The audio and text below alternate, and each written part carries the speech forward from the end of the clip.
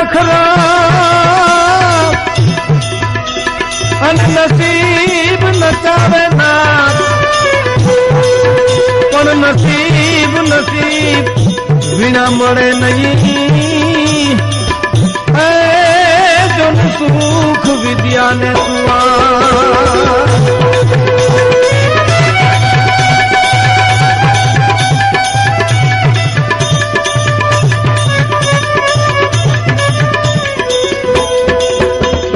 गंगाधिपति के गुलाम नसीब तो सौने नड़े पर नसीबे जोने उमर नाम ना जोने 10 पण नसीबे जड़े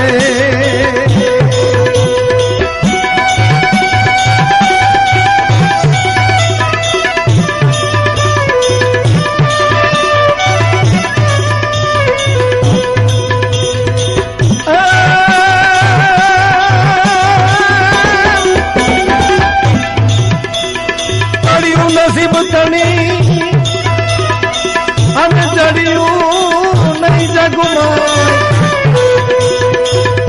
પણ નાના નાના મોટાને નડ્યું એ જોને દાખલા ન દેવાય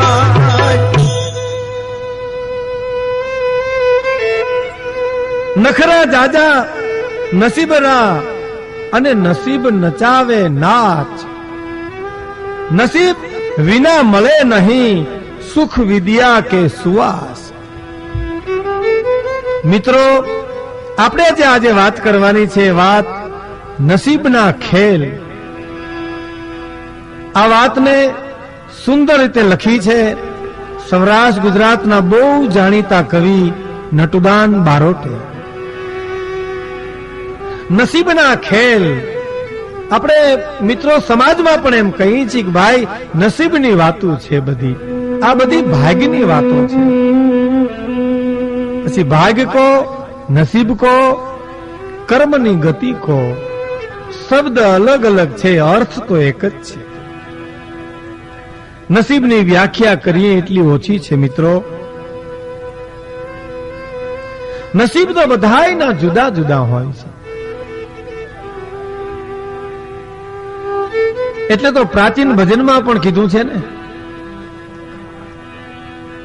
કે ये करे वेलाना दोनो तुम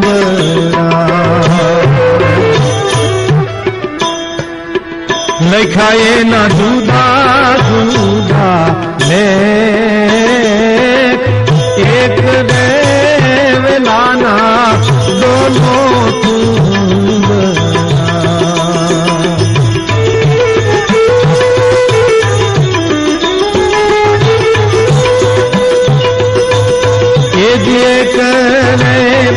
गायना दो दो वासना लिखाई ना जुदा जुदा ले करम नो संगाती राणा मारे कोई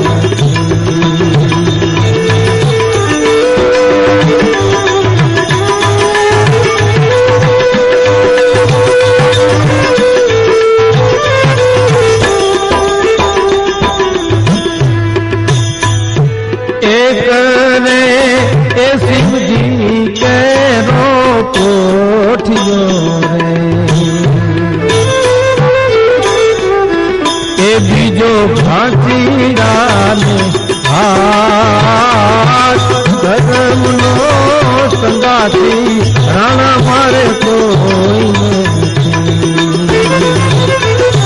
कर्म नो संगाती राणा मारे कोई लिखाय एना जुदा जुदा लेख कर्म नो संगाती राणा बीजू कोई नव ग्रह जेने ढोलीए बांध्या था ए रावणनी વાત જો કરીએ આપણે તો નવ નવ ગ્રહને જેણે ઢોલીએ બાંધ્યા સૂતો હતો ઈ સોળ થાણી એક પલકની ખબર નહોતી કે મૃત્યુ કરશે ઉઘરાણી. એવા તાકાત વાળા રાવણને પણ ખબર નહોતી કે મૃત્યુ કઈ આવીને ઉભું રહેશે. એના જીવનની ચડતી પડતી પણ તમે જુઓ. દરેકના જીવનમાં એ નસીબના જે ખેલ છે એના એક એક પ્રસંગો જો આપણે લખવા બેસીએ, ગાવા બેસીએ, કરવા બેસીએ તો પાર ન આવે. એટલે કર્મની ગતિ બહુ ગહન છે. નસીબના ખેલ બધાયના જુદા જુદા છે. અને કલ્પના કરો, નસીબમાં હોય તો જ એ માણસને કીર્તિ મળે, નસીબમાં હોય તો સારું મૃત્યુ મળે, અને નસીબ નબળા હોય તો માણસને કેવી કેવી સજા ભોગવવી પડે છે. એ બધા નસીબના ખેલ છે. સારા કર્મો કર્યા હોય ને તો માણસ એના વખાણ કરે છે. એક માણસ ઘીરે આવ્યો, એની પત્નીએ પૂછ્યું કે તમે કેમ આમ સુનમુન બેઠા છો? કાંઈ હાથમાંથી પડી ગયું છે, ખોવાઈ ગયું છે, કાંઈ કોઈ માર્યા છે? પુરુષ જવાબ આપે છે કે ના, નહીં, કાહી ગાંઠ સે ગીર પડે, કાહી કિસી કે દેન. તે કોઈને આપ્યું છે? કઈ પડી ગયું છે? કામન પૂછે કંથને કાહી મુખ મલિન. તમારું મોઢું મલિન જેવું કેમ લાગે છે? મને જવાબ તો આપો. અને ત્યારે પુરુષ જવાબ આપે છે કે નહીં ગાંઠ સે ગીર પડે અને નહીં કિસી કે દેત, પણ દેખા દેખા દેતા ઓર કો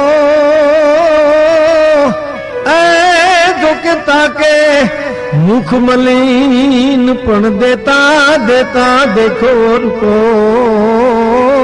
अरे रे जुनता के मुख मलिन. પડ્યું નથી, કોઈને આપ્યું નથી, પણ એક જણાને દાન દેતા દેખી ગયો ને, એમાં મોટું કાળું થઈ ગયું. નસીબમાં હોય ને તો જ માણસ દાતારી કરી શકે. પૈસો હોય પણ કદાચ પૈસો સારે રીતે વાપરવો એ તો નસીબની વાત છે. રૂપિયો માણસ કમાઈ શકે પણ એને દાતારીમાં વાપરવો, સારે ઠેકાણે વાપરવો એ તો નસીબમાં હોય તો થઈ શકે. નહીતર માણસ આખી જિંદગી રદડીને જીવતર પૂરું કરે. અને અમુક દાતારો એવા હોય કે જેની કીર્તિ ફડાકા મારતી હોય, એની પત્નીને એનો પોરો હોય કે ભલે હું થોડું જીવતર જીવું પણ દાતારની સાથે જીવું. બહુ સરસ પ્રસંગ છે મિત્રો. ગામના પાદરમાંથી એક કવિ નીકળ્યા. એક બેન પાણી ભરતી હતી, દુબળી હતી, દુઃખમાં હતી. અને કવિએ એટલું પૂછ્યું, બેન તું મારા ગામની દીકરી કે નહીં? હા ભાઈ, તારા ગામની દીકરી છું, આ ગામમાં હારે છું. દુબળી કેમ છો બેન? કોઈ જાતની તકલીફ છે? સાસુનો ત્રાસ, સસરાનો ત્રાસ કઈ હોય તો કહેતો હું તારા બાપને કહું, કોક આવીને તેડી જાય.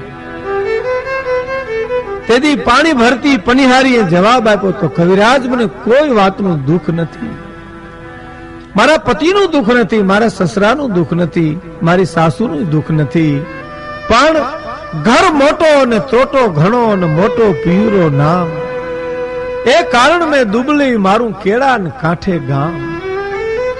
મારા હારાનું ઘર બહુ મોટું છે, મારા પતિની આબરૂ બહુ મોટી છે, પણ ગરીબાઈ બહુ છે. એટલે એના નામ ઉપર જે માણસો આવ્યા કરે છે ને, એના ભાણા હાચવામાં દુબળી છું, એના ટાણા હાચવામાં દુબળી છું. બહુ સાચી વાત છે. આ બહુ મોટી વાત છે. આ જીવતરનો નશો છે, પણ એ નસીબમાં હોય તો મળે ભાઈ. અમારી ગાંધીગીરનો એક કાલ સવારનો પ્રસંગ, એક બારોટ ચોપડે નામ માંડવા જાતા હતા નાંદીવેલા ડુંગર ઉપરથી, અને કરણાભાઈ કરીને માલધારી એક ચારણ, ખૂબ સુખી માણા. બારોટને એમ થયું કે આજે એને નામ માંડી અને આજ કઈક ભવની ભૂખ ભાંગશે, એટલે ખંભે ખડીઓ નાખી બરાબર નાંદીવેલા ડુંગર ઉપર હાલ્યા જતા હતા. એમાં રસ્તામાં એને કોઈક માણસ મળ્યો. બારોટજીને કીધું, જય માતાજી ભાઈ. જય માતાજી. ક્યાં જાવ? કે કરણાભાઈના નેસે જાઉં છું નામ માંડવા માટે. અને આવેલ માણસે એટલું કીધું, બારોટ તમને ખબર નથી લાગતી કા કે શું ભાઈ, કે કરણાભાઈ તો 4 દી પહેલા ગુજરી ગયા. ઓહો, ગુજરી ગયા. અને એ માણસ ડુંગર ઉપર ઢગલો થઈ ગયો, ખડિયો પડી ગયો અને મોઢામાંથી મરસ્યો નીકળ્યો. ભાઈ કે પણ ના દે દશું ન્યાળ્યું. અરે રે હવે તો કઈ દસ લેવી કરણા, આ તો રાંડી ગોર રાણા. અરે રે ઈ તો પ્રાચી લઘુપાળા ના ધણી રાંડી ગોર રાણા. અરે રે ઓ તો પ્રાચી લઘુપાળા ના ધણી, હે હણાતણ પાળા ના ધણી. આ તો ગર રાંડી કહેવાય બાપ, આખી ગર રાંડી ગર રાણા. એ તો પ્રાચી લઘુપાળા ના ધણી. કહેવાનો અર્થ મૃત્યુ મીઠું લાગે, મૃત્યુ મજા કરાવે ભાઈ, પણ એ નસીબમાં હોય તો થાય. અને ગીતમાં એ કીધું છે ને કે માણસને ડગલે ને પગલે નસીબના ખેલ આડા આવે. આપણે ત્યાં કવિઓએ પણ લખ્યું છે કે નચાવ્યા ઘણાને હું નાચી રહ્યો છું, દીધા દાન હાથે યાચી રહ્યો છું. નચાવ્યા ઘણાને નાચી રહ્યો છું, દીધા દાન હાથે યાચી રહ્યો છું.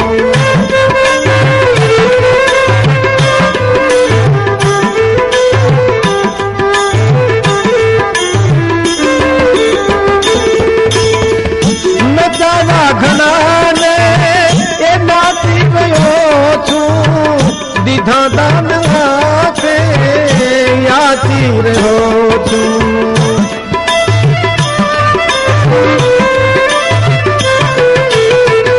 સમયનું રમકડું બનીને રમો છું, પ્રભુએ રમાયો એમ જોરનો છું.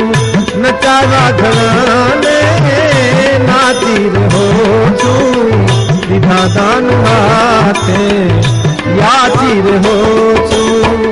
નચાવા ઘણાને નાચી રહ્યો છું, દીધા દાન હાથે યાચી રહ્યો છું. નચાવા ઘણાને આજ હું નાચી રહ્યો છું અને દીધા દાન હાથે આજ હું યાચી રહ્યો. નસીબ ના ખેલ તો તમે જુઓ. અકબર બાદશાહની કચેરી, અમીર ઉમરાઓ બેઠેલા. એમ કહેવાય છે કે રત્નાવલી એક નર્તકી આવી નાચ કરવા માટે.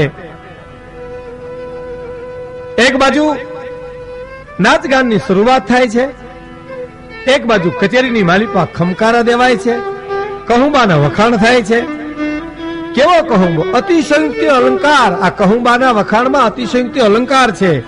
કેવા, બાપ પીએ તો બેટાને ચડે, બેટો પીએ તો બાપને ચડે, અને એક ટીપું ધરતી ઉપર પડી જાય તો ધરતીના હાથ પાતાળ વીંધી શેષનાગના ફણીને ફોદા ફોદા કાઢી અને કાચબાની પીઠ ઉપર તડાકો કરે.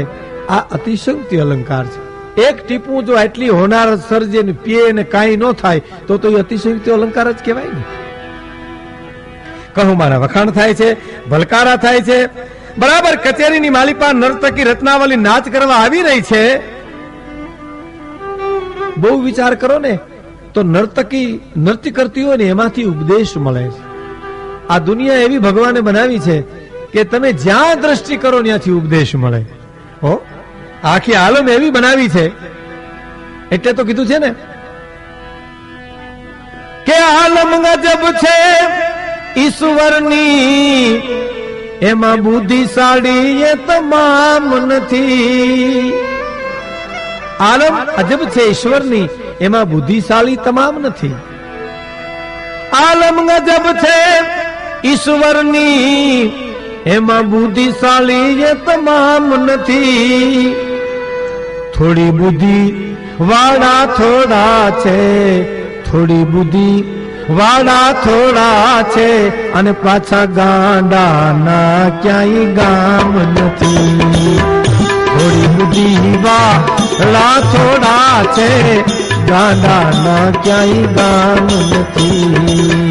આલમ ગજબ છે ઈશ્વરની, એમાં બુદ્ધિશાળી એ તમામ નથી.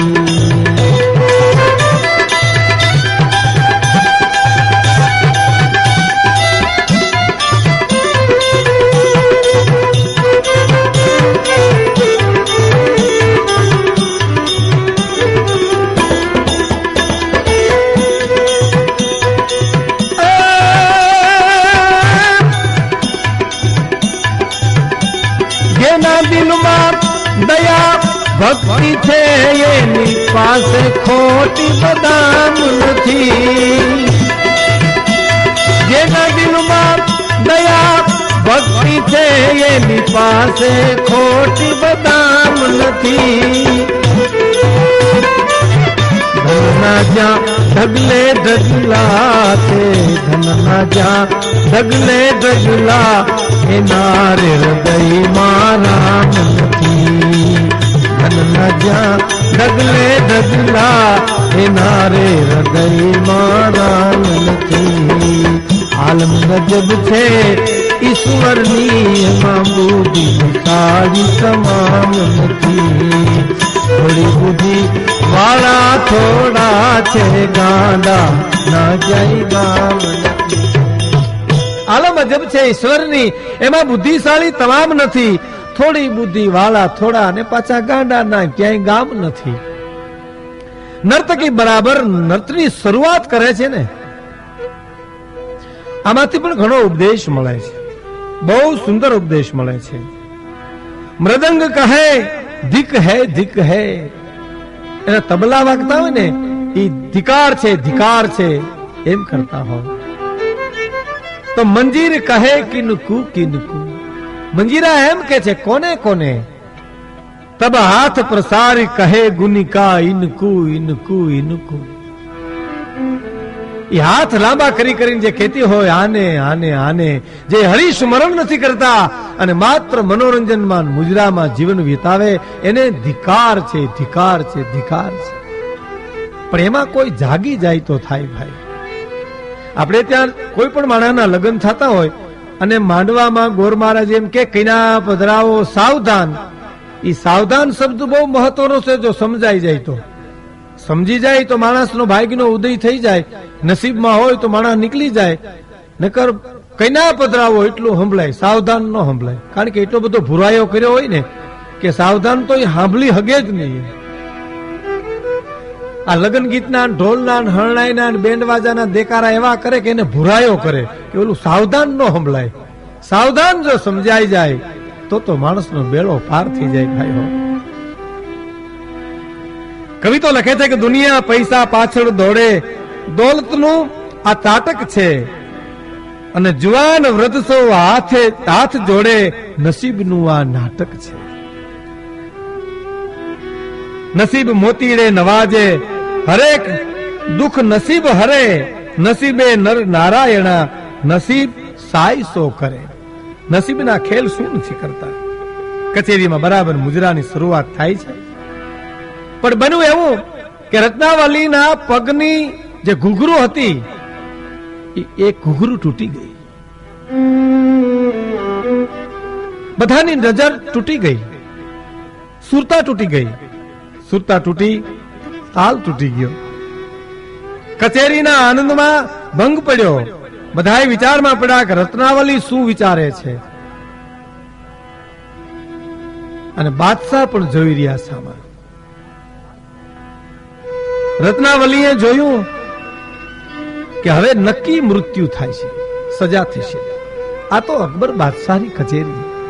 એમાં રમતા રમતા એ જાંતરું તૂટ્યું. રત્નાવલીને એમ થયું ઓહો હવે જીવી શકાય નહીં કોઈ દિવસ. આનંદમાં ભંગ પડી ગયો, મોજમાં માતમ આવી ગયું. રત્નાવલીની નજર ઝાંઝર સામે છે અને કચેરીની નજર અકબર સામે છે. હજી તો રત્નાવલી બરાબર ઝાંઝર ને હમું નમું કરીને જોવે ત્યાં દાસી થાળ લઈને હાજર થઈ. લ્યો ઝાંઝર પહેરી લ્યો. રત્નાવલી વિચાર કરે છે કે ઝાંઝર મારાથી પહેરાય નહીં સ્ટેજ ઉપર, મારા વ્યવસાયનું અપમાન છે. સામે અકબર છે, એનો અનાદર કેમ થાય છે, એની સજા કેવી થાય છે. અને દાસીને પણ કેમ કેવું કે તું મને ઝાંઝર પહેરાવી દે, એ બની શકે નહીં. તમે જુઓ, આ બધી સ્ટેજની મર્યાદાઓ હતી. ગામની માલિપા મંડળી રમતી હોય ને તો ઈ રમતા રમતા કદાચ કોઈ શણગાર પડી જાય તો સાચો કલાકાર છે ને ઉતારે વયો જાય, ત્યાંથી બાંધીને આવે. અકબર બાદશાહ જોઈ રહ્યા છે, કચેરી જોઈ રહી છે, રત્નાવલી વિચાર કરી રહી છે. પણ રત્નાવલી અકબરને હમે સલામ ભરીને એમ કહે છે, મને માફ કરજો, હું ઝાંઝર અહીં સ્ટેજ ઉપર નહીં બાંધું. આપ હુકમ કરો તો મારે ઉતારે જઈને પહેરી આવું. અને અકબર બાદશાહ એટલું બોલ્યા કે પણ એમાં શું વાંધો છે, એક ઝાંઝર બાંધી લેવામાં તમને? નાચ શરૂ કરો, નૃત્ય શરૂ કરો. રત્નાવલી બોલી, ખુદાવિંદ, દાસી આપના હુકમનો અનાદર કરે છે, મને માફ કરજો. અમારા રંગમંચની આ મર્યાદા તૂટે છે, મને ક્ષમા કરજો. માટે જહાંપના, હું ઝાંઝર આ જાહેર સભામાં નહીં બાંધું. પણ આખે કચેરી સ્પષ્ટ થઈ ગઈ ભાઈઓ, સુમસામ થઈ ગઈ. શું પરિણામ આવશે? ઝરૂખાની માલિપાથી બેગમો પણ જોવે છે. રત્નાવલીનું શું થાય છે? કોઈ ટીકા કરે છે, કોઈ વખાણ કરે છે. કચેરીમાં તો બે પક્ષ છે. કોઈ ટીકા કરે છે કે એમાં ઝાંઝર બાંધી લેવામાં શું વાંધો, અને ઘણા વખાણ કરે છે કે બરાબર એને મર્યાદા રાખી છે સ્ટેજની કલાની. રત્નાવલી નસીબને દોષ આપે છે. નસીબ નબળા એટલે આ ઝાંઝર તૂટ્યું ને, મને ઝાંઝરે દગો દીધો. બહુ સાચી વાત છે. માણસના નસીબમાં ક્યારે કોણ દગો દઈને ઉભું રહે અને ક્યારે કોણ એને મદદ કરે કાંઈ કહી શકાતું નથી. એટલે તો કવિ પણ કહે છે ને, પથિક તું ચેત જે પથના સહારા પણ દગો દેશે. પથિક તું ચેત જે પથના સહારા પણ દગો દેશે. ધરીને રૂપ મંજિલનું ઉતારા પણ દગો દેશે.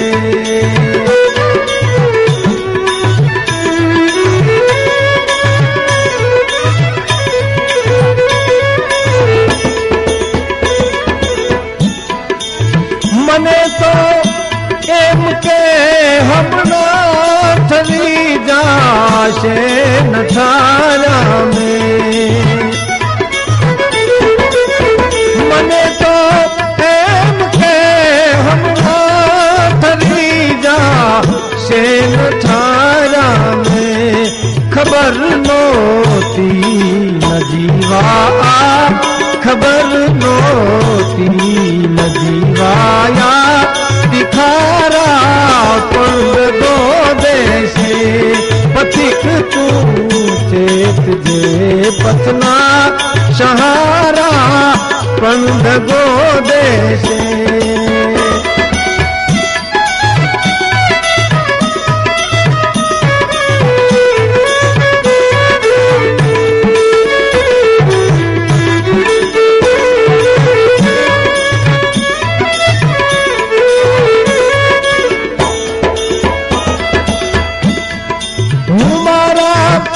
હાથથી નૌકા બુડાડી દેત મજદારે. હું મારા હાથથી નૌકા બુડાડી દેત મજદારે. હું હાથથી નૌકા ઉડાડી દેત મજદારે ખબર નહોતી મને કે આ કિનારા પણ દગો દેશે ખબર નહોતી મને કે આ કિનારા પણ દગો દેશે પથિક તું ચેત જે પથના સહારા પણ દગો દેશે પથિક તું ચેત જે પથના સહારા પણ દગો દેશે ધરીને રૂપ મંજિલનું ઉતારા પણ દગો દેશે નર્તકીને ખબર નહોતી કે મને આજ મારા આ નર્તનમાં મને ઝાંઝર દગો દેશે અમારા ના અનુભવ છે તમારા પણ દગો દેશે નર્તકીને વિચાર આવ્યો શું થાય છે હવે અકબરે કીધું આયા ઝાંઝર બાંધો નર્તકી એટલું કીધું ના મારા સ્ટેજની મર્યાદા તૂટે છે બસ બાબત આટલી જ બની શહેનશાહે હુકમ છૂટ્યો અકબર બાદશાહ હુકમ કર્યો જાઓ અને અંધારી કોટડીમાં જેલમાં પૂરી દો 9 દિવસ એને મકાઈની કાંજી પાય અને રાખો અને 9મે દિવસે કોરડા મારી અને એની ચામડી ઉતારી લો આખી કચેરીની માલિપા કરુણા છવાઈ ગઈ નર્તકી એટલું બોલી મહારાજ બાદશાહ તમારો હુકમ મારા સિર પર ધરું છું વિચાર કરજો મિત્રો પલમાં શું નથી થતું જે કચેરીની માલિપા આનંદની છોલું ઉડતી હતી ઈ જ કચેરીની માલિપા કરુણા છવાઈ ગઈ એક નાચવા વાલી બાઈ એના પગનું ઝાંઝર દગો દે રાજમહેલમાં રહેનારી એને આજ સજા ભોગવવાનો વખત આવ્યો ઘડી પલકી ખબર નહીં કરે કલ કી બાત વિચાર તો કરો જેના ખમકારા થતા હતા રાજમહેલના રંગમાં રાચનારી નર્તકી હવે તો કારાવાસની સજા ભોગવવાની તૈયારી કરે છે 32 ભાતના ભોજન જે જમતી હતી એને આજ મકાઈના લોટની કાંજી પીવાનો વખત આવ્યો છે